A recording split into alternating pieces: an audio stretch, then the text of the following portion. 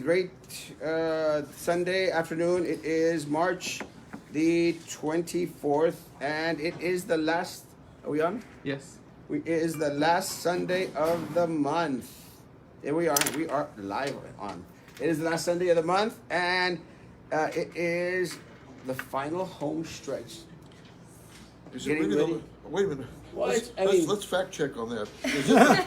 Is it the last Sunday of the month, or is the 31st the last Sunday of the month? Do we have a 31st?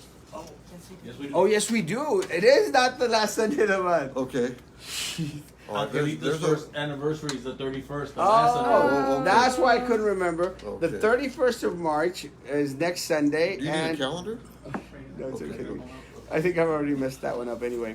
Yeah, So that's the next, it's the second to the last Sunday of the month, and next week we have Angelita's Casa de Café celebrating 1 year anniversary here as a coffee shop on Boca Chica. Oh, So wow. congratulations. Congratulations, yeah. Congratulations for being here for 1 year. And we are getting close to the end of the road for election season in the city of Brownsville. And today we have Commissioner Tetreau. Yes. Thank Morning. you, Jessica. Good morning. Afternoon. It's Good afternoon. afternoon. Yeah. It is Sunday afternoon. And we have former Mayor Pat Ahumada. Call me Pat, and thank you for the invite. Thank Good to be here. Good afternoon. Thank you, Pat. Good to see you again. And of course, we have Jim Barton, blogger extraordinaire from Brownsville Observer. Yes, and I am from the Brownsville Observer, and I'd like to give a shout out to Anna Okay. in Caigan de Oro. Hi, Hi, Anna. Anna. Anna Ajong, my Ajong. fiance in Caigan de Oro. Yes, and was it yesterday we were, and she is from the Philippines. Yes. And yesterday we actually had an event with candidate for mayor, Charlie Cavler. And Charlie Cavler made a statement. I think you copied that statement as well. Yes. In your blog, where the event was more geared towards the Indian community. The Indian community. In the city of well, you know, Brownsville. P.K. Patel is his treasurer. Yes. And so when I walked in, I looked around, and I would say there were like maybe 2 or 3 dozen people, obviously of Indian descent. Yes. And the menu was, Delicious. what was that, jasmine rice? Jasmine rice? yes. Or curry rice? No, it was jasmine rice. We're talking about food now. Spicy, Was it spicy? spicy chickpeas. The chickpeas were But spicy. the rice was not The spicy. rice was No. very Oh, fragrant. so it was not curd. Very Well, fragrant. jasmine rice is very fragrant. But a little less. Yeah, the chickpeas Spicy, yeah. with curry, which amazing, and they had onions, and What was that little crepe thing? What was that oh, it's called naan. Naan, Actually, okay. it's the bread, the tortilla from India, and they also had, Thank you, of sir. course, Thank you, yogurt with dill. Yeah. In order to counteract with the chickpeas and the spiciness of the curry. And I know because I love Indian food, and let me tell Thank you, you. whoever cooked that meal last night, amazing. They probably catered it from Houston, probably. Well, actually, Mr. Patel's wife Oh, really? was the one that prepared the meal. Wow. Oh, yeah, Delicious. the ladies there, yeah, they were Do you really remember the Indian restaurant that we went to in Austin? What was it? Oh, it's the clay pot. Yes, The it clay was pot. amazing. It's actually downtown, where we were doing. I think it was the first Brownsville at the Capitol event that we went to clay pot. And we'll start off on that. You know, one of the things that I feel is very important for the city of Brownsville is culture. You know, and we at BISD are looking into bringing down or building here in the city of Brownsville a performing arts center. Yes. So we're very, very excited about it, and I think a lot of the individuals out there are excited about it because we need a performing arts center here in the city of Brownsville. And we're looking at some different places, but there's one out there on Morrison Road. And with a performing arts center, you have the opportunities to bring down all this amazing talent, all this culture, and to headline a lot of the culture we have down here. Right. Are we lacking? Speaking of culture, which involves food, are we lacking culture in the city of Brownsville? And what do we need to do to make Brownsville a little bit more colorful? You want me to go first? Sure. Excellent. So one of the really exciting things about that question is all of the local talent that we have here in the city of Brownsville. off of the top of my head, I can think of about 10 artists that are mainstream. Number one being Jimmy Gonzalez. He was a legend in his own right. And so the city of Brownsville, for many, many years, has had small programs to cultivate the arts and everything that we have here. But the really exciting thing that's happening right now at the city of Brownsville is we have the small performing center small center that's going to be the Performing Arts Center, going into the Stegman building. It's just small on a very small scale. It's taken us a lot of years, but I'm very fortunate to have had a role in seeing that happen. I would like to see more free programs through BISD. You all have done an amazing job with the Estudiantina, and oh my God, I can think of so many things and so many programs that BISD has done. And these artists and these legends that have come out of the Brownsville were because of BISD and the free programs that were available to harness their talents. So I think the city of Brownsville in that small step, but I would also like to see more collaboration with BISD to really not necessarily, I think it's great to bring other talent and bring things that people from the city of Brownsville can't go see worldwide. Right. So that's exciting to bring. But most importantly, we need to start cultivating our own culture and our own artists and the people that we have here, because we are so unique with the culture that we have and our location to the border. But we have a lot of gifted people here in our city. And so I really hope to continue in the future. And I really look forward to the opening of the Performing Arts Center. Yes, it'll be great. And seeing firsthand how many, small children, young adults, college students utilize it. Yes, Pat. Well, let me tell you, having had the pleasure and being fortunate enough to have friends from different nationalities, including the Indian people from Pakistan and other places, I have good relationships with them. I've been very supportive of the arts, not only in lip service, Right. but funding. I fought very hard for the Brownsville Museum, the Camille Playhouse, to get them additional funding. In fact, I even introduced an initiative that they would get $1, if you recall, through PUB for the arts and one for the animal pet advocacy and one for the police. Because if you recall back then, we were facing a recession Right. in Brownsville. During 2007, our budget was $78 million. In 2019, the budget is $103.4 million. So you see how it's grown. We're getting out of the recession. Right. So we're having a tough time finding funding to support those kind of programs. And I've been at the forefront at the very beginning with the Carlota Petrina. She was very close to me, and the whole family was. In fact, they invited me even to Italy, all expenses paid. I never took them up on it. I didn't want to be a burden on them. But I've had that relationship with them.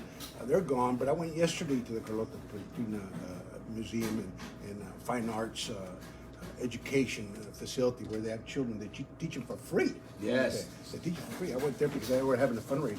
So, being there in the trenches, like I said, not in lip service, but actually rolling up your sleeves to find the funding, to support them, I think it's very important. And I have a history of that. But most importantly, you got to understand that most of the children here in Brownsville, they're at a disadvantage because we have per capita, it's very low as far as earnings Right. for a family. So they don't have the experience like other kids in other cities where they travel outside and they learn things. That's very important. So education has to be part of the culture. And I think you'll raise that culture awareness through now with the technology that we have, where you can visit other countries and places and learn about other cultures and stuff like that. I think it's something we need to support, and I will continue to support, and I will continue to seek funding for the Camille Playhouse, for the Brownsville Museum, Fine Arts, for Carlota Petrina, and those things, and trying to make it grow. Yeah, the Carlota Petrina House is very amazing. I'm very impressed with that program. yeah. They have several programs, and for those individuals, we're getting close to summertime. For those individuals, you're going to have kids at home. I know that they've had in the past, and I'm sure they're going to have this year, where they have free music lessons. Your grandchildren go there. Your grandchildren, free music lessons. So please reach out to these different groups out there. We do have a lot of things that are going on right now in the city of Brownsville. We do have a lot of plays, a lot of events at Camille Playhouse, which you mentioned, Pat. And but please reach out to Carlota Petrina House and to any other organization out there that is offering these programs. You know, and culture has to do a lot with the dress, the food, the music. You know, variety is always very good. One of the things I think that that is very good also for the city of Brownsville, which has to do with somewhat with culture, is the zoo. Yeah. You know, our zoo out there, and you know, there's a lot of individuals that are concerned. You know, because we feel that our zoo has slowly deteriorated. You know, throughout the years. You know, we got to the point where, you know, we've lost our elephants. Yeah. You know, we've lost our elephants, and word out there is that we are about to lose our lions because of the space. I mean, how can we bring that back? What do we need to do to make the zoo what it needs to be? Right. So I agree with you completely. The zoo is the crown jewel of our city, and there are so many regulations that we have to follow with space for the animals, etc. And the zoo funds themselves completely. They belong to the city, but they are self-funded. And so anytime you go to the zoo and you purchase a drink or you purchase a souvenir or you purchase your ticket, that is what makes the zoo go round. And so for many years, I have fought to get CDBG funding and any kind of grants and anything to them to make sure that they could expand in the ways that they did, even as far as just the walking trails. I know that at one point they were in very bad shape and we had to go to the city, and I worked with Charlie Kabler to make sure that the city staff was available to help them, to help cut costs. They belong to us and all of us use it, and it's part of our tourism attraction. So it's the main tourism attraction at this point. So one of the things that I would like to see, I know they're landlocked. One more and then you're next. Okay? But for many, many years, we've had the option, and it's kind of been looked at. It's a very controversial topic, but I feel like it should be explored more. Is going into the surrounding area in front in Dean Porter Park. That is one option. I think the public should have a say in it, and I feel like there would be a lot of things that we could do. We could expand our elephants, maybe look at rerouting the street. I know they just paved it and put a lot of money into it, so it's kind of hard to look at. But the reality is that we need to make sure that the animals are getting the care that they need and have the right spaces. So just aside from funding and giving them more money, they have been so creative. I love everybody at the zoo, by the way. They are the most Great people amazing out there. people. Yes, they have done so much with the little that they have, and we've seen the aquarium open, the stingrays open. We've seen the new reptile exhibit that they have, the dinosaurs. So my hat's off to the people at the zoo. I love them. They are amazing people out And, there. Yeah, anything we can do to help, we are here. Awesome. Yeah. Pat? Well, one of the biggest problems we have here is that the city is very extravagant sometimes with the city taxpayers' monies, and recklessly so sometimes. And those fundings, if we target them and redistribute them instead of wasting them, like buying real estate we don't need or going into ventures that we don't need to get into, we're there to provide service and support for the entities that depend on us, Right. like the parks. Those are not money-making deals. The zoo also cannot sustain itself without the city. It really can't. Because again, how high can you raise the ticket rates to where the kids here can't go? You know? Yeah. So that would be a miscarriage of justice. I worked very closely with Don when he was there, and also with Pat Birchfield. He's now there. And back then, my initiative was to find a way to work with BISD and do some kind of deal to where we take over the Cummings School, okay, and expand the zoo because. And particularly because I think elephants need about 2 acres, and that would be ideal in order to do that. But they got to get something in return in fair, okay, Right. in fairness. I had proposed back then to make the Brownsville Country Club golf course a 9-hole golf course, and give them the remainder of the land and the 9-hole golf course, where the citizens of the Brownsville Country Club could use in conjunction with BISD the golf course, and in exchange we would get that land. We didn't get very far, but I did push for it, and I think if I'm given the opportunity, I will go back in there and introduce that, or find a way to take over because that building, those buildings there are obsolete now. Okay, and if somebody comes and buys that real estate, then we're going to be landlocked. Yeah. So we might as well seize the opportunity that it's available or could be available by working with BISD, finding a way, just like we did with Veterans Park. Right. Back then they had a motel, if you recall, it was all run down and it was foreclosed on for the taxes and stuff like that. A motel. Back then I pushed to get the city to take it over. Yeah. And eventually it happened to where we now have Veterans Park. But BISD had to work with us because a lot of taxes was owed to them, and they didn't want to lose out on the taxes that was owed to them. So, there's ways of addressing that. The zoo is a crown jewel, and we can't expect to be self-sustaining. We have a responsibility to the zoo, and I mark you with my words. My commitment is there to make it happen. Awesome. And we're going to you, Jim, in a bit. Something that Commissioner Tetreau just mentioned, it was in regards to paving the streets. When they paved that street, and they made that street into a walking bike lane, a lot of us had a lot of concerns. I think it's more geared towards, and again, I don't have anything against bike lanes or bike trails or hike trails or anything of the sort, but for me it seemed that a lot of times it was directed towards a pet peeve instead of something that was actually going to be beneficial to the city of Brownsville. Right. And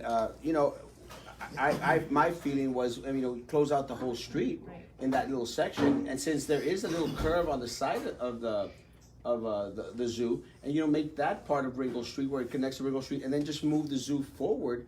But again, I thought it was poor planning.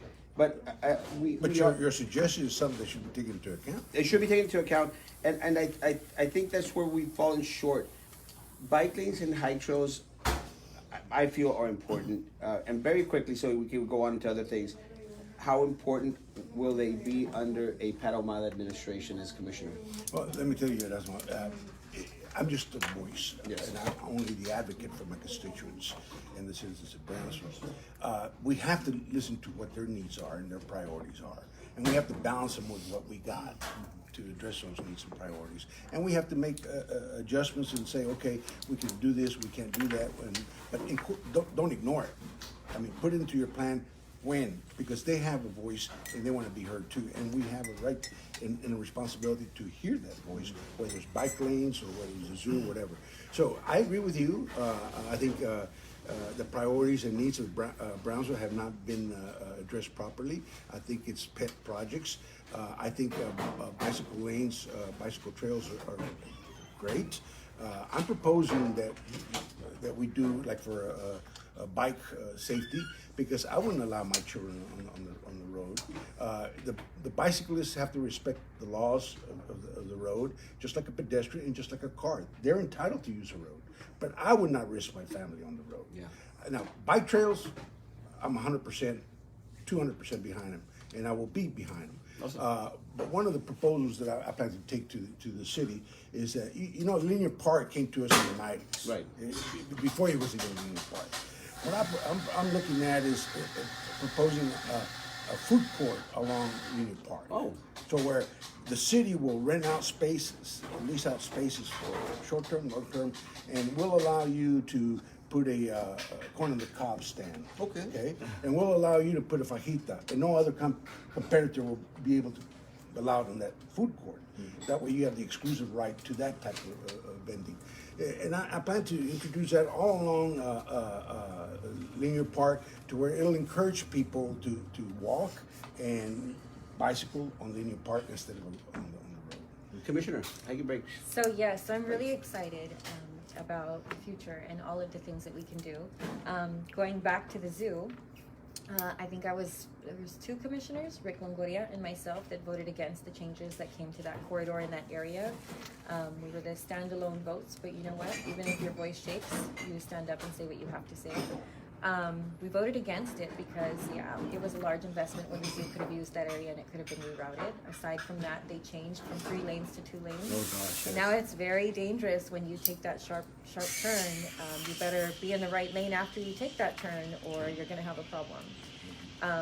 But going back to the bike and hike trails in District 2, District 2 is one of the only areas that large money has not been spent building a bike and hike trail.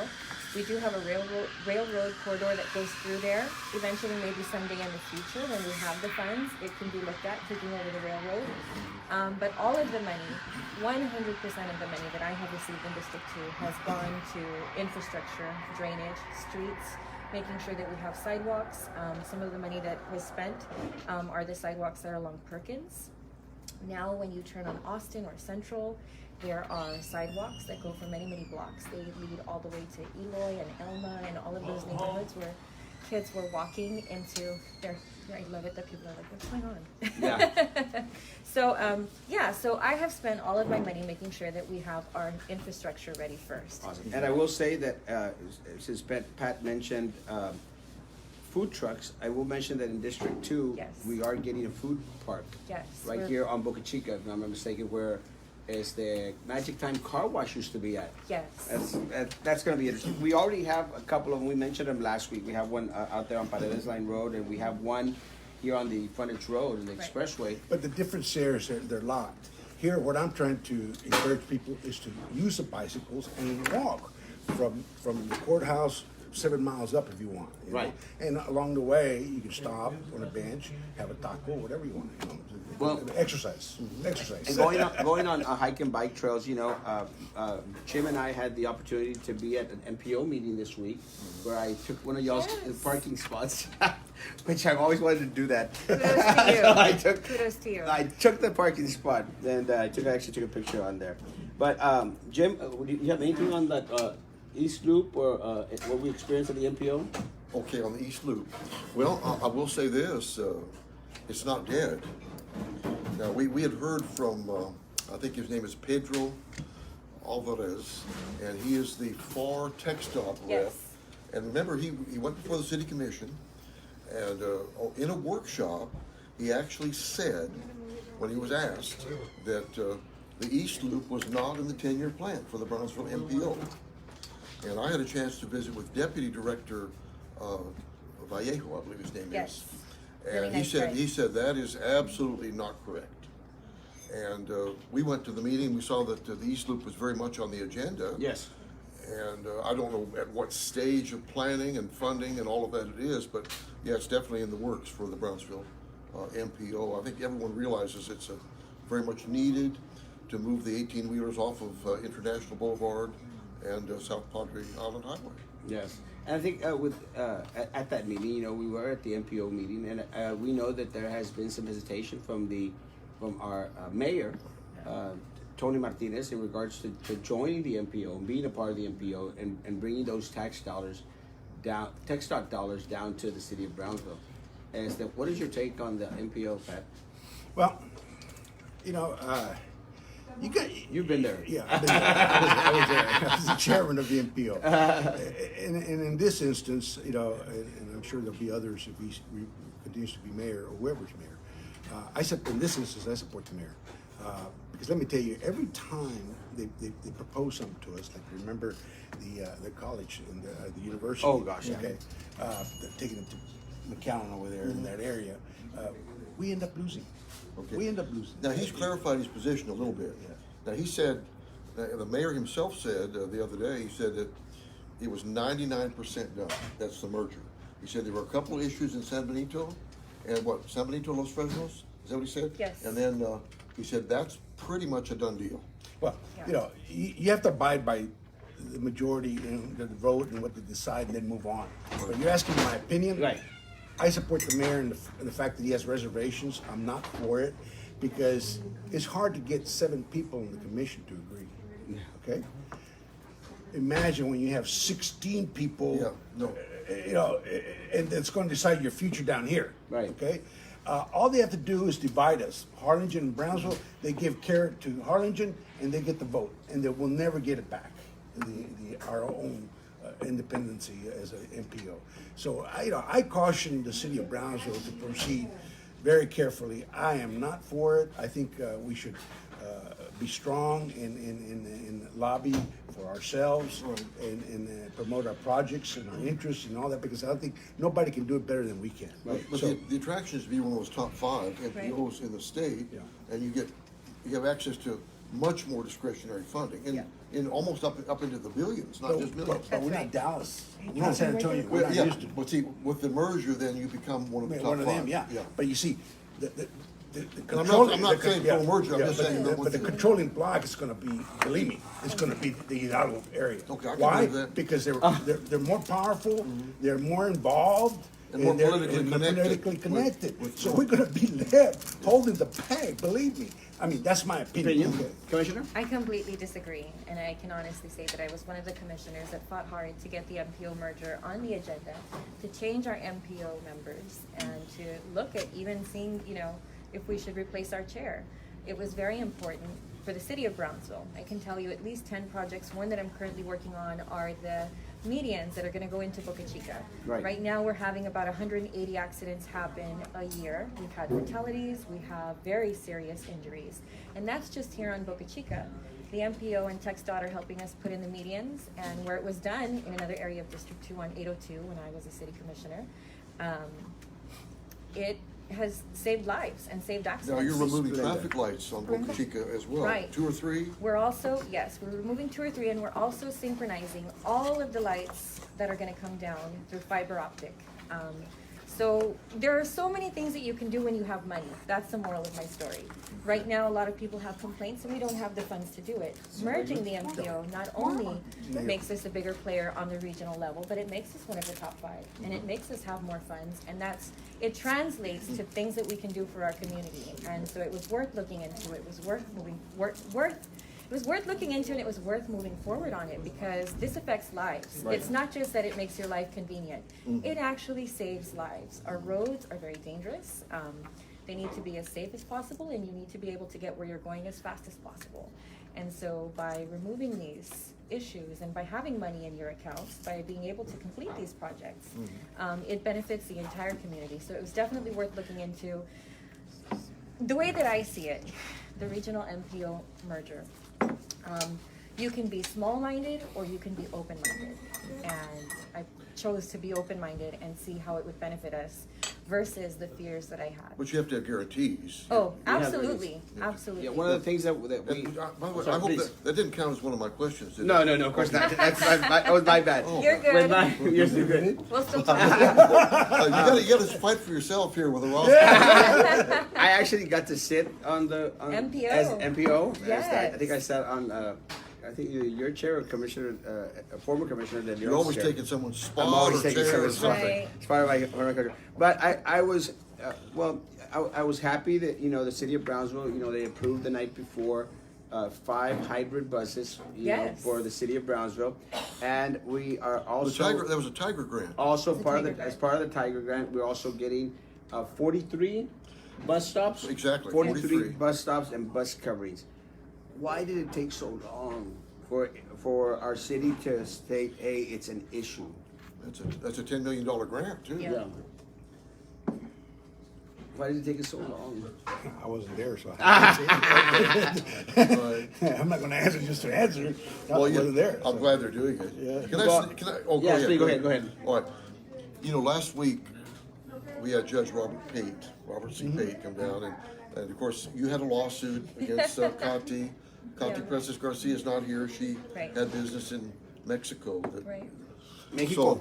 So, and I she's know safe. your attorney David Willis probably said don't comment on the case or the ruling, and I'm not going to ask you exactly for that. Okay. But the judge, he seemed to think, now this is his ruling, and he is the judge. Right. He said that he didn't think that the injunction, he thought that was kind of overkill. Okay. But there was evidence that came up that, Conti was not the circulator, but did sign petitions. Right. That did come out in court. I can say that because it came out in court. It did.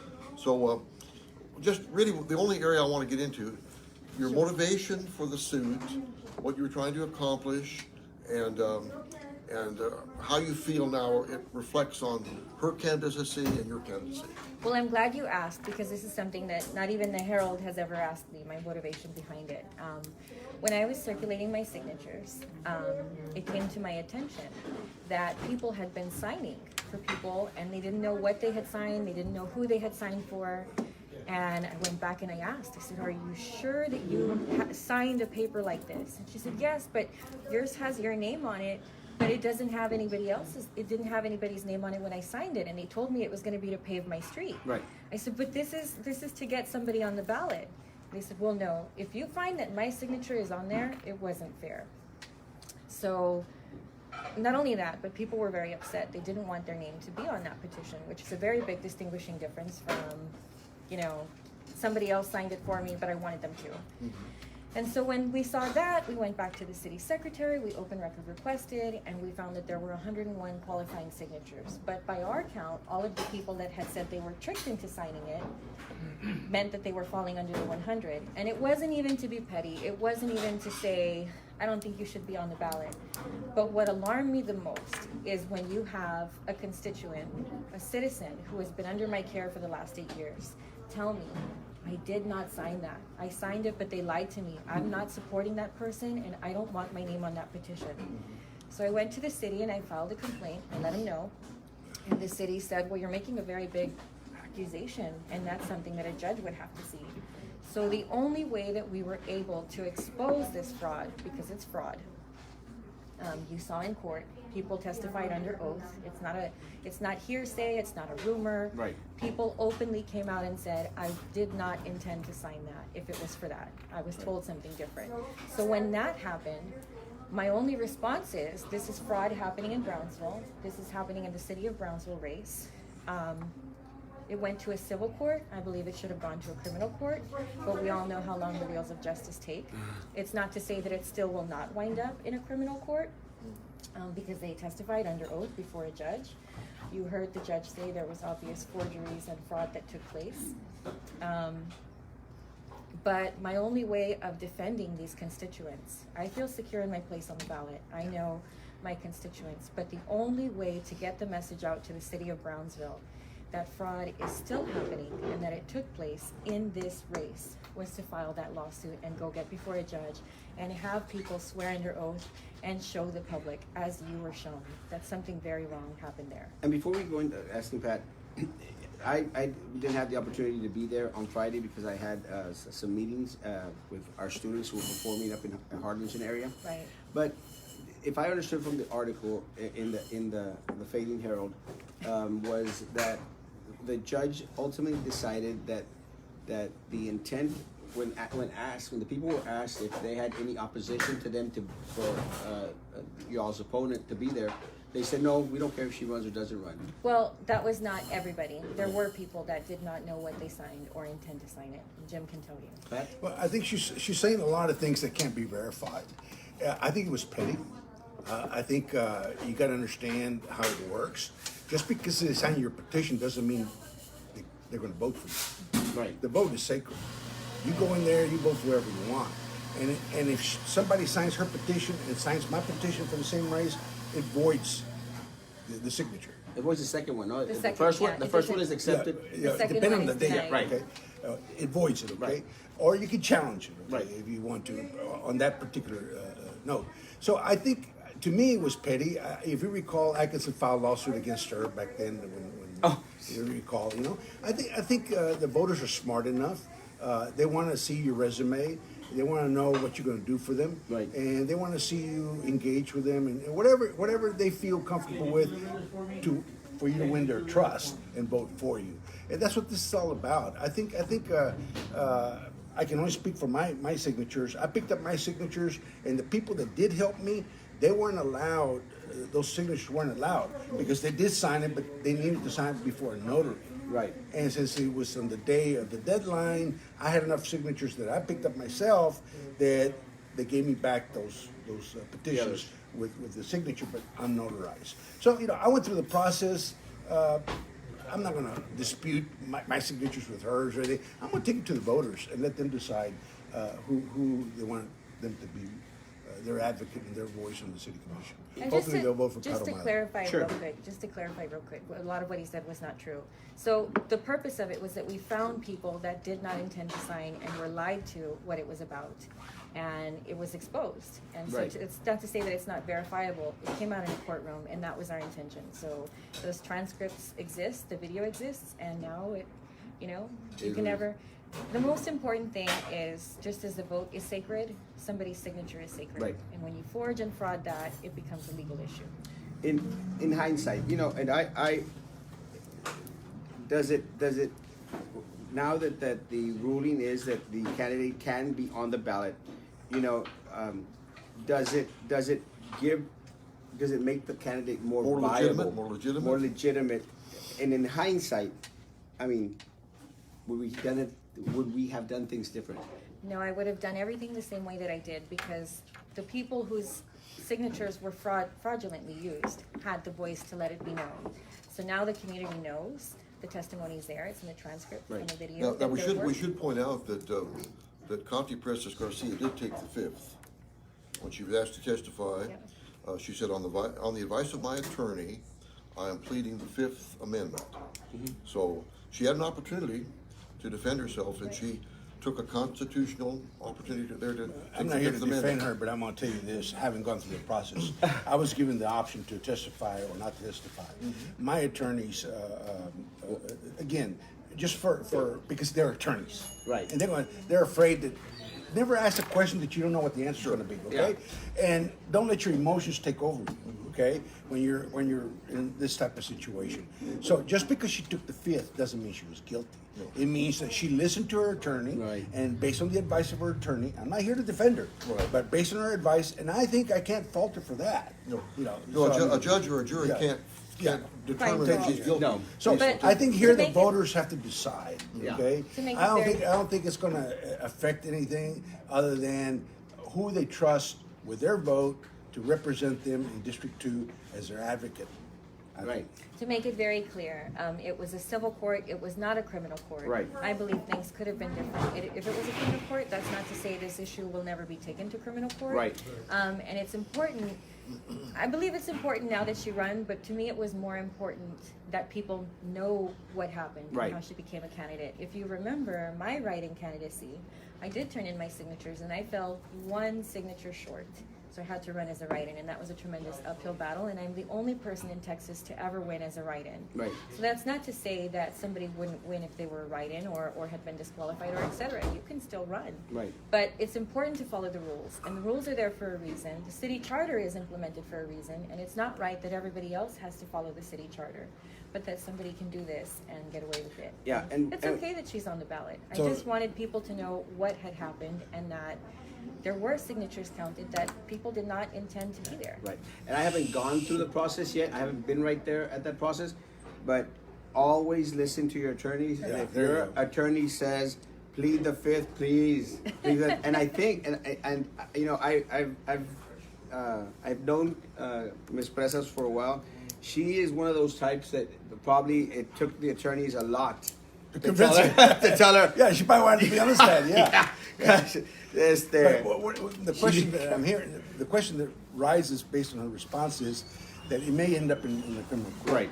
Does that mean that if Kati wins, she's going to challenge it in criminal court? Oh, it wouldn't, Where a is that? challenge Wait, wouldn't let be for finish. me in Let me- criminal let me court. That finish. would be the Attorney General. The other thing is, To make it if she clear. was short Right. one vote back then when she was a writing candidate, and it was signature. allowed, and Yes. yeah, one signature, and she was allowed. The judge made the same determination that we're There not was going no to judge. disenfranchise. Yeah. They're not going to disenfranchise the people that want her on the ballot. Now, I believe, like I tell you, that it's important that we do follow the process. I'm not minimizing that. Right. But at the same time, you know, is this worth fighting over? I think we have better things to do than Point out being, fraud. being petty. Being petty. No, because I think in the end, voters will decide who best represents District 2. Well, I was asked in regards to our BISD elections, you know, what our process, welcome home, what our process was, you know, because at the BISD elections, as of right now, you don't have to collect signatures in Right. order to be on the ballot. And they asked, well, why is that? And why does the city require the signatures? And I don't know exactly my feeling in regards to why they require the signatures is because they want to make sure that they have candidates actually running porque de verdad le van a echar ganas. You know, they're actually going to be out there. So at least they have 100 people that want them to be placed on the ballot, which is something to look at for our elections as well. Yeah, that was adjusted just a few years ago. You could do either or. You could either pay or signatures. And No, the as far as I remember, For it was, county- it was signature. Yeah, for county it's pay or signatures. Yeah, county, yeah. County, yeah. What I had, and I mentioned this to somebody else, depending on my colleagues, given the opportunity by getting the commission, to change, I want to do a charter review for several reasons. One, I want an external auditor, okay? And I want to put teeth into ordinances to where people are held accountable and they're just not enforcing them and people are not respecting the ordinances. But one of the things that I want to consider is, you know, to generate money for the city, eliminate the signatures and have them pay $500. Cash? Candidate, yeah, cash. Well, So no. that helps offset. I thank Pat Ahumada for knowing the rules, because his petition was turned in correctly. And all that I ask of anybody is that if you're a petition and if you're a candidate, Right. you should read the petition, you should know what you're signing, and you should do it correctly. Yeah, read the That's all fine print. That's all I stand for. Last time we had y'all here with us, you know, one of the things that we mentioned, and you know, it's always on the mind of individuals, and we ask this of everyone that is running for office or who actually sits in office, is Tenasca with PUB. You know, we actually had one of the board members who is also a candidate for District 1, and we had the mayor who also sits on the He's board. an ex officio member Yeah. of the PUB board. Yeah. By default, and sits on the board. Commissioner Tetreau, when we spoke about Tenasca, you mentioned to us that there was around $100 million that they had collected because of our 37% rate increase. 36 point. Something 36. Let's go 37 just to run it off. That's, And so I will be proven wrong. well, that's just for electric. Yes, Yeah. That's just for 37. electric. Now, when we spoke with the mayor seemed to think that the amount was lower than that, but didn't know, which was kind of troubling to me at least. And Nurith Golansky said 25 million. And I think 25 to 35, somewhere in She that. said- I heard 90 25. million. So And then, I think I mentioned $90 million. So, So it's a lot of money. how much money? How much money do we have? And why is it that? I mean, and I made this question of Commissioner Neese, because Commissioner Neese, one of the things that he ran on was, I'm going to get to the bottom of Tenasca, and I'm going to expose everything, and Well, you know, nothing. Now, you're not, you're also. And I'm not blaming. maybe it's linked to the Mueller report. Now, please mention that we've invited John Brusiak Yep. and The mayor. the mayor to come here on the 14th, and we've given them the questions in advance. But I don't think it's fair to invite John Bruchak. I really don't. Because he's an employee. He carries out the policies of the board. I think the ones you have to hold accountable is the board. Because he's there, he's just the instrument. Right. He's told what to do, he does it. As long as it's legal. I think All we want is public information. Yeah, but though. I don't think he's And at so- liberty. I don't think he's at liberty to discuss those things that are supposed to be confidential and stuff like that. And you put him in a bad light to where Okay. he can't answer. He pleads the fifth. Oh, You yeah. go, oh, you're guilty. There we go. Okay, You're okay. guilty. Well, To answer the I mean, that's the way I question, see it. I think the mayor, the Okay. board members, Okay. the commissioners, they're fair game. Well, I did talk to Brusiak, and he said he would be willing, but he wanted to talk it over with the mayor. Oh, Is he? So to make the answer very clear, the PUB board is its own boss of the PUB. The city of Brownsville owns PUB. So there is a breakdown in who the board answers to and what is what information. So if the PUB board makes transactions, they believe that it doesn't belong to the city of Brownsville because it belongs to PUB and only the ratepayers, which is not the entire city of Brownsville. So it is a very complex issue. I sit on the city of Brownsville City Commission, and I am not allowed to be in the executive sessions of PUB because I'm not a member of PUB. So I can't tell you exactly what is in that account, but I do know that the city, and the deal made between Tenasca and PUB was that they would have $100 million to pay in cash when they open. It wasn't to be paid before they open, it was that they promised they would have it in a bank account for the day that When they open what? When they start the break power ground, plant? break ground, Tenasca, Oh, the power okay, plant. okay. So it's a subject that angers me because even as a District 2 city commissioner, I'm not on the PUB board, so I don't have a vote. I don't have a voice in it. I can only voice my displeasure. Right. And I can tell the public what I do know, and that is that I think it was a bad deal. I blame the board members that made the decisions to bring it in, which was a past board. I don't know if, I think maybe there is a candidate running for city commission that was involved in that decision as a PUB board member. Right. And I find that it is very unfair to the public that PUB does not give us answers. So I'm glad that you're asking the mayor, who is a board member. The only member of the city commission that sits on that board is the mayor. Right. So the mayor is the one that should be answering these questions. Well, it's really very concerning. I think to a lot of the people in the city of Brownsville, because it seems to be like this little, and I hear you, my little mafioso group out there I agree. that is appointed by our city commission and by the mayor, for them to serve the city of Brownsville, and ultimately they're still a part of the city of Brownsville, but we have no oversight. We have no of oversight. that. And Yes, that's we what. do. I'm sorry. Yes, we do. We have oversight. What is the oversight that we The have? city commission as a body has oversight over But PUB. then why can't they give us any answers? The only thing the Well, city no, you commission. can hold them accountable. You can hold them accountable. And No. yes, you can. You I'm have sorry, to have but a I disagree. supermajority vote. But now they're spending this money. Right. Yeah, They use it for wait a second, attorneys. wait a second. First, let me tell you, Tenasca came to us when I was there. I said no. This is where it started. Okay. Yeah, and I said no.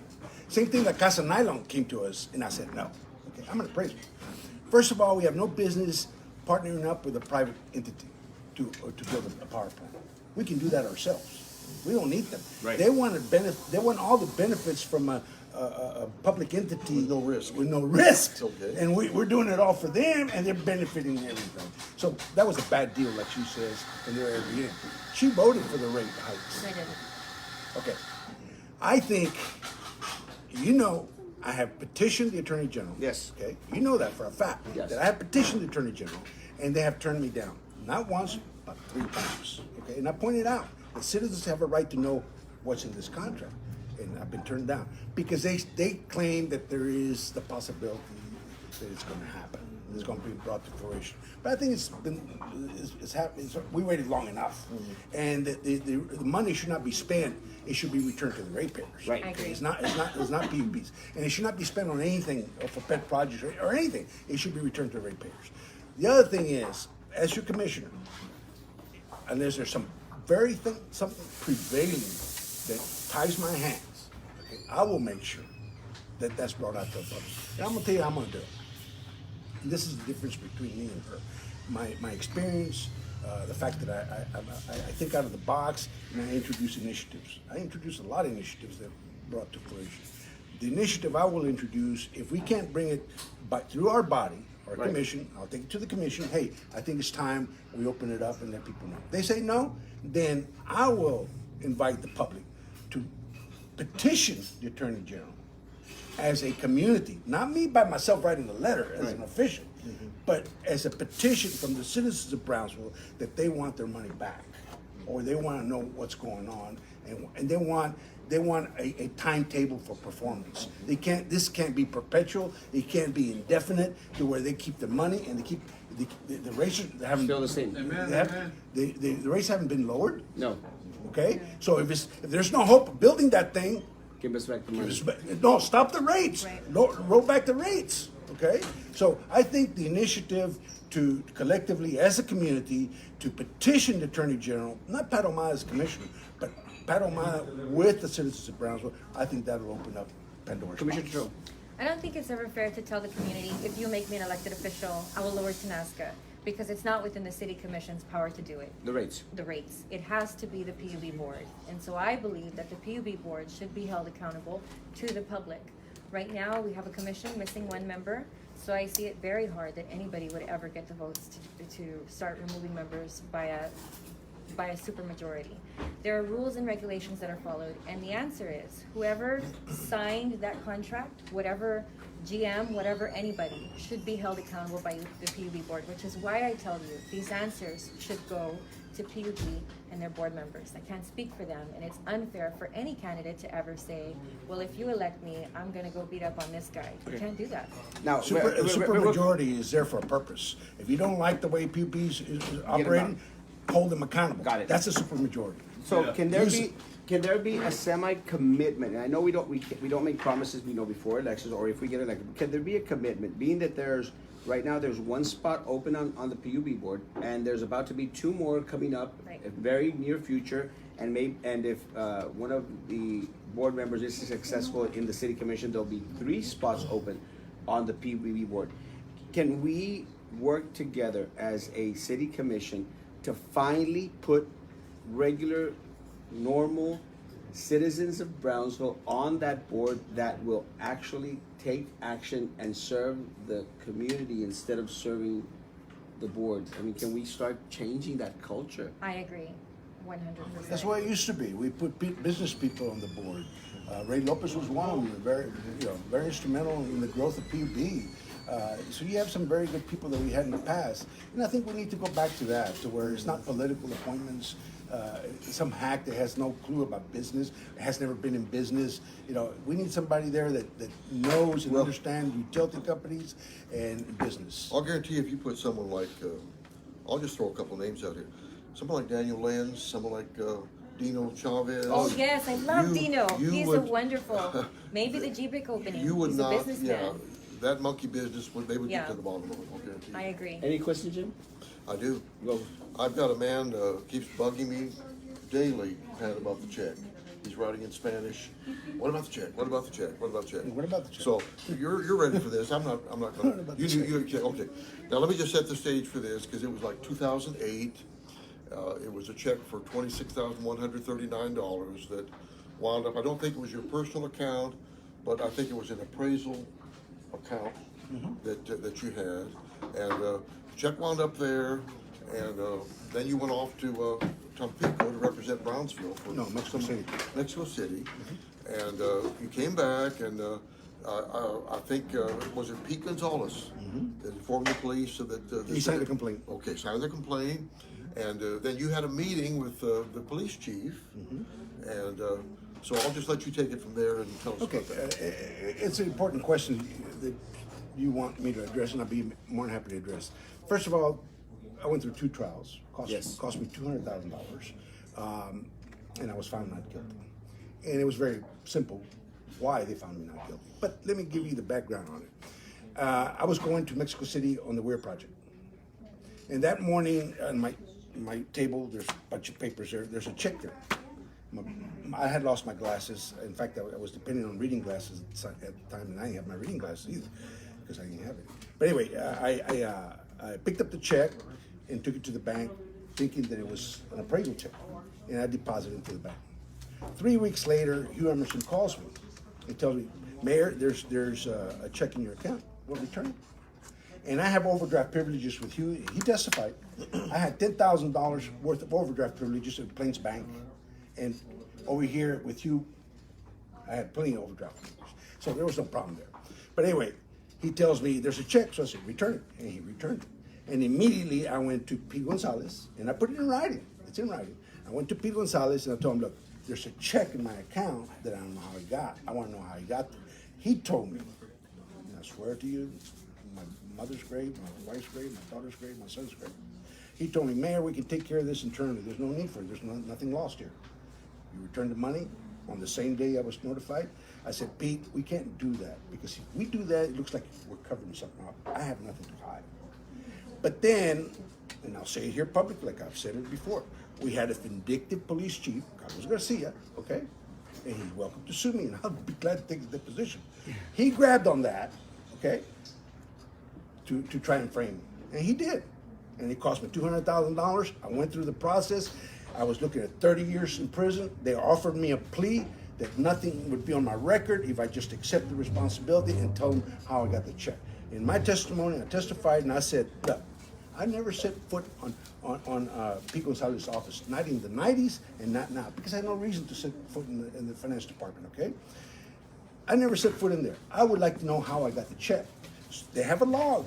They have a log for it. Anybody, and you have to keep the log because it's government record. It was destroyed. Whoever picked up that check, it was erased. So we couldn't find out who stole the check. Because it wasn't Pat Ahumada. I never set foot on there. And when the money was returned right away, that should have been the end of it. But they saw an opportunity, and I got a letter. I got a letter from Armando Villalobos. Told me how exactly the frame was. Okay? And he tells me they ain't like your politics. They wanted you out of the way.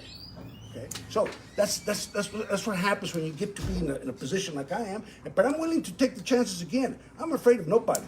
I can look at anybody and I can tell you to your face. Right. And I told that to Carlos Garcia at a funeral. You know what I thought about it. You know. So me, I have nothing to hide. I have nothing to be ashamed of. I have never stolen. And now let me ask you: is there a pattern where Pat Ahumada benefited from the city? Never, never have I benefited from it. And many times I took out of my pocket to serve my city.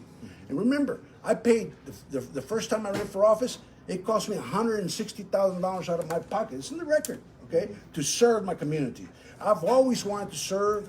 I believe I have more to offer this community. But if they want to, that guy wants to use it and he wants to hang on. That's his choice. He doesn't want to respect the outcome of the judicial process. That's his choice. If the citizens feel that disqualifies me, well, then let it be that way. But I have nothing to Right. be afraid of. And Nothing to I apologize. appreciate you mentioned that in regards to the, because you did go through the process and, And I testified. And you didn't plead the fifth. And two bankers, the Plains Bank banker, Yeah. okay, went there and testified, and State Bank, which was Hugh Emerson, went and testified on my behalf. And they said, this happens every day. Right. Where, first of all, I give the check to the teller. I have my glasses. I signed the check. Give the check to the teller. I didn't fill out the deposit slip to begin with. Right. That's very important. The teller gets a check. He should have said, hey, Mr. Ahumada, you're not the payee. And that would have ended it right there. No, he deposits it without supervisor approval. He deposits it. The night crew doesn't catch it. Doesn't catch that, hey, I'm not the payee. 3 weeks later, they inform me, return the check. So why is it that Pat Ahumada was the only one indicted? Why didn't they indict Pete Gonzalez for destroying the records of the city to find out who stole the money? Why didn't they indict the bank teller for depositing that? No, they indicted. It was all political, Any comment? and that's okay. I have no comment. That's for the voters to decide. Okay. And that's fine. Do you have any other questions? I hope that answers your question. Well, this is a very general softball question. Can I throw a softball question? Throw a Jim? softball. Love it. Okay. Throw it. All right. The most pressing need for District 2. I'll let you go first. I think, first of all, I think we need to work as a team with the Chamber, the Convention Visitors Bureau, which is defunct right now, and an economic development. I think we need to set our goals as to what we want to be when we grow up in 25 years, 50 years from now. If you know, Imagine Brownsville didn't work, but we need to work together as a team to set our needs and priorities and work and focus on those needs. Don't get sidetracked. Focus on those needs and priorities. Paving, we need, our budget from paving has gone from 9.8 million in 2007, 9.3 million in 2007 to it's roughly the same, 9.8 million, 10.7 million. In the city's growing, so it's not enough. We have 600 miles of streets, so we need to cut waste and start funding some of the needs and priorities of our community. Flooding, lighting, bringing jobs, economic development. Those are the needs that people, I think, want to hear us address, because people want jobs, people want safe streets, they want public safety to be a priority. Our city has grown tremendously. The budget for public safety in 2007 was 44.0 million. Now it's 60.0 million. Okay, so we've grown, but we still have the same amount of police officers per shift. We have 21 police officers per shift, and we need to address proactively that this is going to grow. We need to find ways to bring in more police officers to patrol our city, make our city safe. So I think public safety, the infrastructure, and jobs, I think is what, there's many things we can do, and I will address as commissioner, whether it's trying to lower utility rates, look at the inequities in the property valuations. From 2007, we went from 6 billion, I think it was, to I think we're over 6 billion right now. That's what it is, as far as property valuations. That's a lot of money, Right. okay? But where's the money going to, and is it being used in the best way for the taxpayers of Brownsville? Commissioner. I can tell you the biggest problem that I've seen in my 8 years, and the thing we need to address immediately, and I have been working very hard on it for the last 2 years through GBIC, is the fact that, you know, you can shuffle the budget in any way you want, but when we don't have major income from a steel mill coming in, when you don't have these large companies that are not toxic to the city, when you don't have these people on our property tax rolls, then the citizens and their property taxes have to burden the bill of everything. And people want to add all of these things, and you know, we have to have them. We have a certain what we need, but we can never have more without taking from our property taxes and raising your taxes. You know, we have BISD, TSC, the port, and the city of Brownsville that tax each individual out there. And I'm very proud of the fact that I vote never to raise taxes on taxes.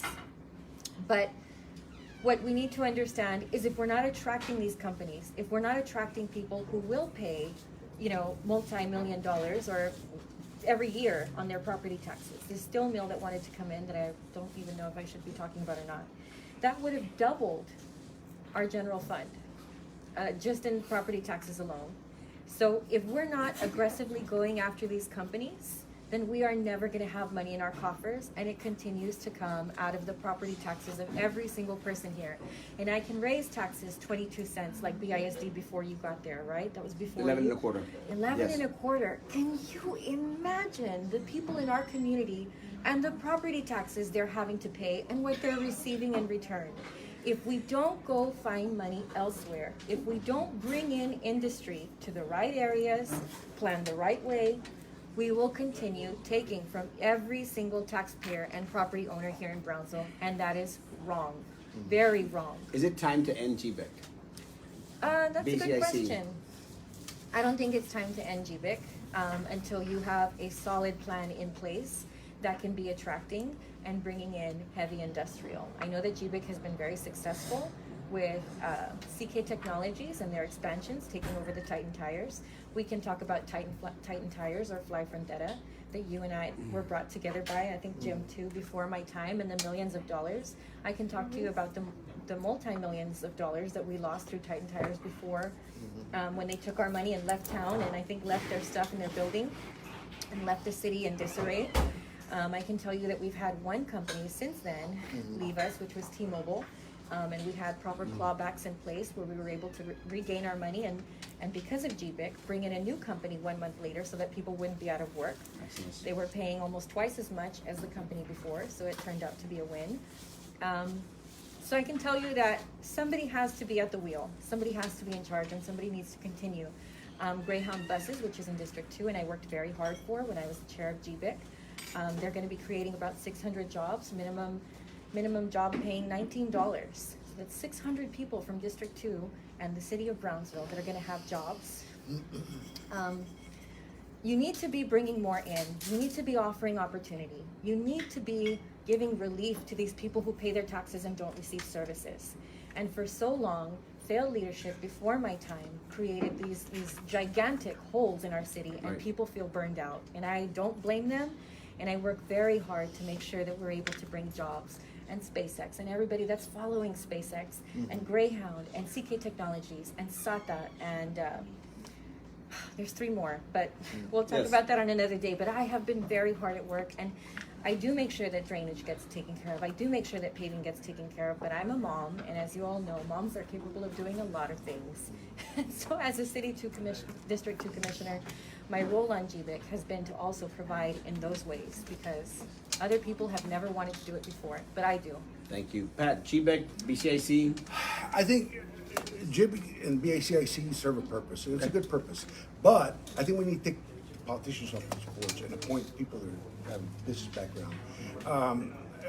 I want to point out, public safety, that includes police and fire, In 2007 was 44.0 million. It's grown to 60.0 million. It's not just police; it's public safety as a Right. whole. But I also want to point out that our general fund, from 2007, 78.0 to 103.4 today. Sales tax revenues, 2007, 23.0 million to 29.3 million. Ad valorem has gone up from 15.5 million to 29.2 million. PUB 10.6 million, the transfer to the city to 14.7 million. So this shows the city is on the incline. We're doing good, and we're going to do much better, Right. providing we have the right leadership to guide our city, Right. to create jobs, to address the priority and needs, and watch for the waste, make sure we cut waste, Right. but also don't squander the money. She alluded to Titan Tires, that happened before me, and she alluded to Fly Frontera. What was lost? Zero. It was a proposal. It was voted down, and we moved on. I'm not responsible for every little thing that fails or goes forward. Right. It's brought to before the commission through transparency, which I brought transparency to it. It's not done like it's being done now in backroom deals, and you sign contracts, and then after the fact you find out about it. It was all very transparent. So if she wants to fault me for those things, one, I had nothing to do with it. The other one was, it was a proposal, it was voted down, and we moved on. So, I think that we are on the way to prosperity. Right. I think Brownsville is a sleeping giant, but I think you need good leadership that will introduce initiatives, and I have a history of introducing initiatives, of thinking out of the box, of getting things done. So I work hard at what I do, and I don't get paid. I work hard at it. So I ask the people to give me that opportunity to work on their behalf, be their advocate, knowing that I have never gained personally from public service. No friend or family member has ever been hired Right. or anything like that. I'm there to help the citizens of Brownsville. Given the opportunity, I will work hard for them. One of my other projects at BISD, or one of my recent projects, recently I just got there, but we brought the city of Brownsville and other organizations here in the city together to start what's called the Smart City Stakeholders I love it. Meeting. Yes. And the intent is, Yes. to start bringing the Wi-Fi throughout the city Yes. for our students and for everything else. Why are we so far behind in regards to technology, and what are we going to do to make Brownsville a smart city? Go ahead. Okay, so I'm so excited that BISD is bringing that initiative to the forefront of our everything we have on our burner. I remember starting it a few years ago, maybe about 5 years ago. Commissioner Del Leon and I sat down and said, we need to bring Wi-Fi to every single home in the city. And we ran into a lot of issues that the communications Sorry, Ed. Yes. communication companies have placed legislature to block Right. some of the things from happening. And so we got tangled up in that. We were ready to go change the legislature, and we needed a community effort. We needed people to come out with pitchforks and help us. Right. And so you all have. Yes. So I'm so excited. And this is why for so long I've advocated to get you on GBIC and things like that, because sometimes it takes people with a pitchfork to come out to get stuff done. I say that in a good way. And so I'm really excited that this is coming. Not only that, I'm excited to see that BISD is working to give a lot of kids access to computers Yes. and iPads. So the technology issue, I would say the aspect that I see is the city providing fast, lightning speed Wi-Fi to everybody free. Obviously that creates a lot of conflicts of interest with the companies that sell it. Right. But I support, and I will even donate personally to make sure that every child is afforded a computer or access to a computer or a laptop. I know BISD has taken the initiative. Right. I know the school that my son goes to, everybody has a Chromebook? Oh yes. And he loves it. Yes. So I know it's funny because when I was younger, my mom would always say, "You're on the computer too much." But now, we Be on the computer a lot. if you're not on the computer, you get left behind. Right. So thank you, BISD, for doing this and making sure that kids have access to it. Pat. First of all, you gotta remember, somebody's gotta pay for it. Right. So, giving away sounds good, and it can excite you when it doesn't cost you. Right. But how many jobs are you going to be displacing? You know, you got to stop and think what kind of effect you're saying we need to give away, and who's going to set it up, and how much is it going to cost, and how much are the taxpayers going to have to fund it with? You know, so before I start giving away the store, hey, I want to find out. First of all, it's like the PUB. PUB has a monopoly, and many times we're higher in our rates than the competitors. We shouldn't be. We have to hold them accountable. We're the oversight, and through a supermajority, we can hold them accountable to make sure they lower the rates. I advocated for lower rates and was successful many times.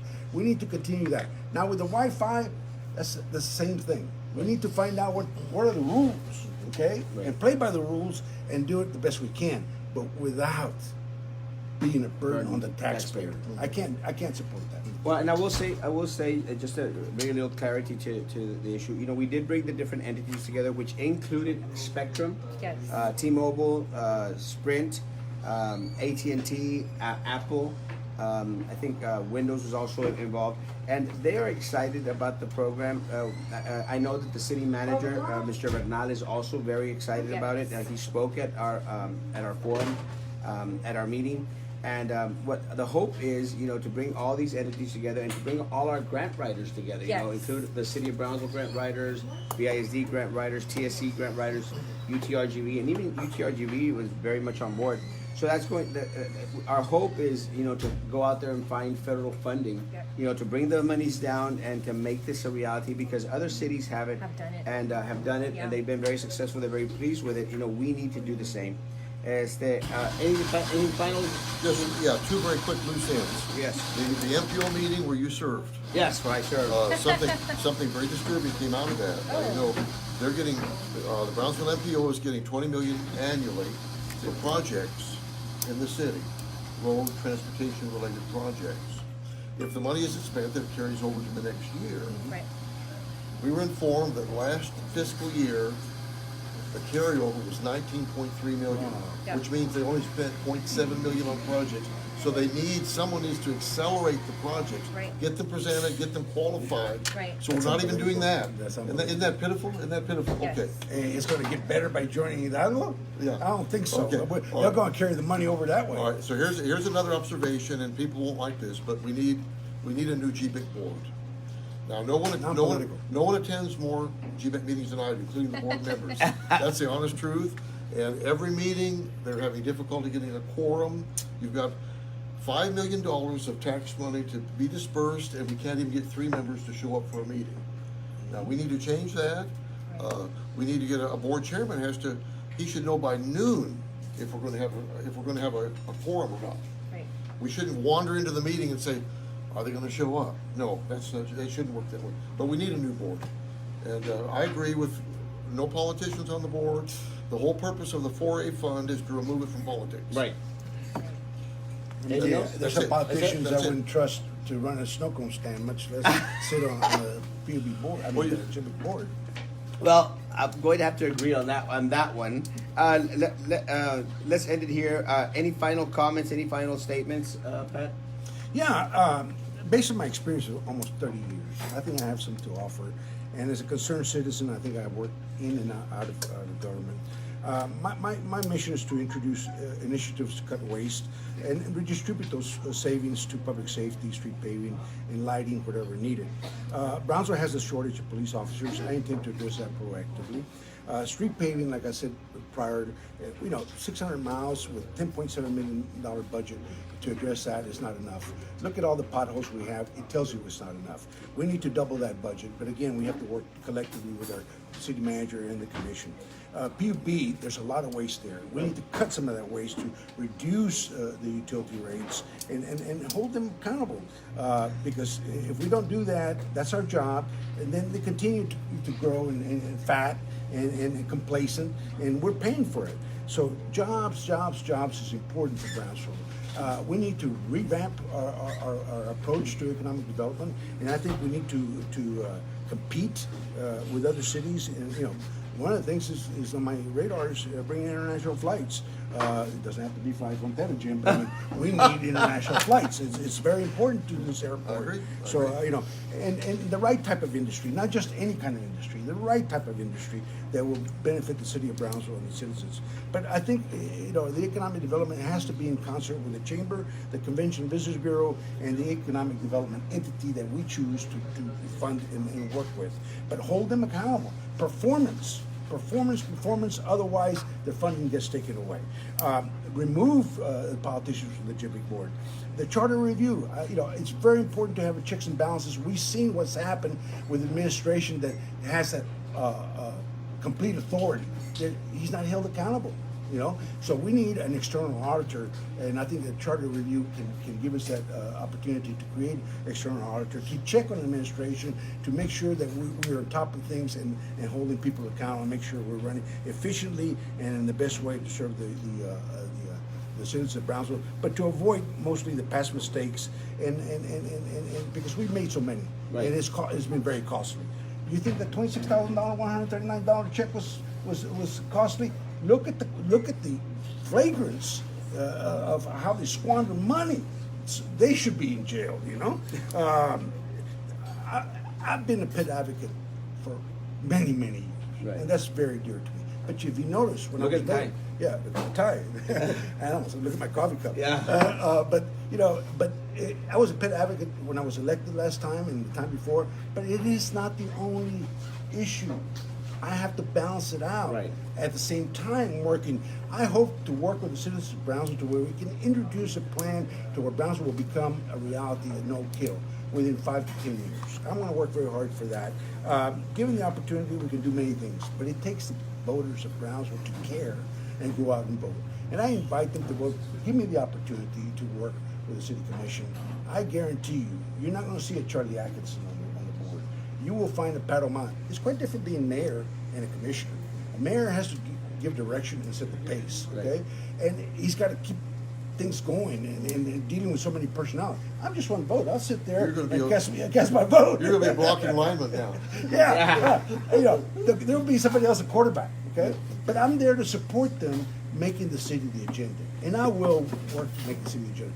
Public safety, I mean, that's something that, should be a big concern. In 1991, we had 17 to 21 police officers on shift. And look at the budget, how it's grown. And we still have 21 officers per shift. There's something wrong there. We need to be proactive before something major happens and increase public safety to where we have more people, boots on the ground. Thank you. Commissioner, last statements. Final statements. I'll make a final statement, but I just wanted to get something in there about that MPO money. I'm really excited. We do have a District 2 project that has been submitted and I believe is going to get funded.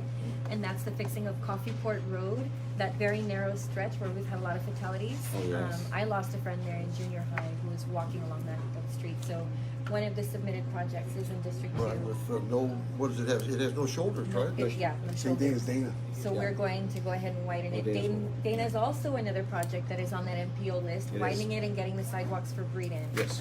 So I've been very active with that. And when I saw the money, believe me, it's all going to District 2. So, okay, my final statement, just to get back on track. The public knows what they have in me. They know that when they elected me as a write-in 8 years ago, that they elected somebody who believed in their people. And they know that from building our new airport to bringing opportunities like the rocket, SpaceX, and all of the activity that we've had out there, which should be testing very shortly. I can't say when, though. No. But to revamping parks, redoing parks like Portway Acres, having the first splash pad put in District 2, having sidewalks put in that could get their kids safely from home to school. Whether it's paving your streets, whether it's investing millions of dollars into the infrastructure, and getting things done with the budget that we have, and then through working through GBIC to bring these companies that could offer opportunity and more money into our tax base by doubling it. District 2 is in my heart. I've never run for anything else. I don't have aspirations of becoming a mayor or going to any other office. My goal as being somebody who's lifelong raised in District 2 is to bring opportunity to the city of Brownsville that I raised my children in. I love Brownsville. It's my home. And I have done nothing but work hard to continue to bring Brownsville together, and be better and be who we should be and be what we can be. And it's a hard job. I'm up to the task. I believe I do well in it. We have a new airport. We have all of these job opportunities. We have all of these exciting projects coming from Coffee Port to Dana Road, everything in between. I work well with TxDOT. I put a light on Minnesota and Austin Road. That was I mean, for many, many years, there were multiple fatalities. And I continue to look forward to the future and bring these companies, increase our tax base, take the burden off of the people. I'm a business owner. I have a multi-million-dollar business. I pay a lot of taxes. And I pay a lot of property taxes. And as a leader here, I see both ends of it. And I know how hard it is for everybody in our community that struggles. We're one of the poorest. For a long time, we didn't have a lot of opportunity, and these things have to change. And you need to elect somebody, and I believe that is me, who understands this on all ends. And I'm so proud to be your choice of city commissioner, and I hope to continue to stay. And I need for you to come out to the polls, because the future of Brownsville is so important. We cannot go back to what we came from. Good. And I'm going to take a question that maybe was for you all, but take it. How can we keep our college graduates? How can we keep our college graduates to stay in Brownsville? Yes. And the answer is very simple, I think, is creating opportunities for them. With Haley's questions as well as regards, there are no jobs here in Brownsville for my generation unless we become doctors or nurses. Other than that, what is in Brownsville? The hope is that we can finally unite the different entities in the city of Brownsville, be it BISD, be it the university, the college, be it the city commission, be it GBIC, be it all these organizations. It is our hope that the spirit of Imagine Brownsville and United Brownsville actually comes to fruition, and we can attract all these companies, these business coming down in order to provide those jobs for our students. And it's the only way that we are going to keep our students here. Now, I encourage, me personally, this is just mine, I encourage all students, if they have the opportunity to go out and to study out there, go out there and study, but come back to Brownsville. Brownsville is home, and please be part of making Brownsville a success. And the only way that you as students and individuals who have college-age students, the only way that you will make Brownsville a success if you get out and vote for the candidates that you truly believe represent your ideals, your beliefs, and who you truly believe after effecting research, after contacting them. Because you have the opportunity to contact them 24/7, call them, meet them at their events, and ask them the questions that are concerning to you and your family. And someone had posted that this individual will get my vote if they mentioned a no-kill shelter. And I wrote down on the post where we were announcing the show, please make the commitment of not only going out to vote, but go throughout your district and make sure that you take your family and friends out to vote. We have to increase voter turnout out there. We have to get the numbers up. Please take care of the candidate signs and advertisement out there. If you see anyone that's damaging their signs or harming or defacing or tearing down, please take a video, send it my way, and please report it to the officers. Again, please type of any questions. Could I please say something that No, we're about to finish. We've been an hour and a half, but we'll get it later. Sorry. Okay. We've been at an hour and a half already. I don't want to take up the candy time because they are actually on the campaign trail. Yep. But Pat, thank you so very much. Thank you for running. Thank you for coming on, and thank you for always being accessible and willing, to take the hard questions. And we appreciate that. Commissioner Tetreau, thank you so much for serving on the City Commission for the past 8 years. Thank you for your commitment to continue to serve if the voters come out and vote. And I think one of the things that we all have in common is we all want what's best for the city of Brownsville and for our community. Jim, any other? Thank Guys. you for having me all, and thank you, Mr. Ahumada, for agreeing to sit down today. Well, thank you. No, thank you all for putting it together. This is one way of getting the message out and getting people involved.